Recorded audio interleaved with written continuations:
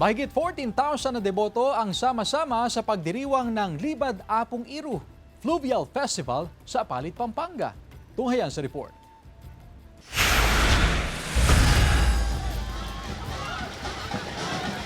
Bangka, dasal, saya at debosyon ang umapaw sa Apalit, Pampanga sa pagdiriwang ng ika-182nd Libad Apong Iru Festival at ika-429 Town Fiesta noong Linggo, June 28, 2026. Hindi lamang ito pista, ito ay panata, pasasalamat at debosyong ipinamamana mula noon hanggang sa bagong henerasyon.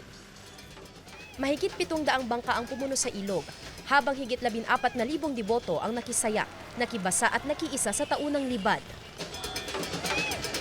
Sa Fluvial Parade o mas kilala sa Kapampangan bilang Libad Ilog, sinusundo ang imahe ni Apong Iru mula sa Barangay Kapalangan patungo sa Barangay Sulipan. Sakay ng lancha, ipinuprosesyon ang banal na imahen sa 7 kilometrong bahagi ng Pampanga River bago dalhin sa St. Peter the Apostle Parish sa Barangay San Juan. Ito yung para kay Apong Iru, yung patron saint ng Apalit. As you all know, si St. Peter, yung kanyang bago siya naging apostol, he was a fisherman. So parang tribute sa kanya. Ipinagdiriwang ng mga Apaliteño ang kapistahan bilang pasasalamat sa mga biyaya, paggabay at patuloy na pananampalatayang iniuugnay kay Apong Iru. Para sa mga deboto, hanggat dumadaloy ang ilog ng Apalit, mananatiling buhay ang panata, saya at pagmamahal kay Apong Iru. Sandy Salvacio, One North, Central Luzon.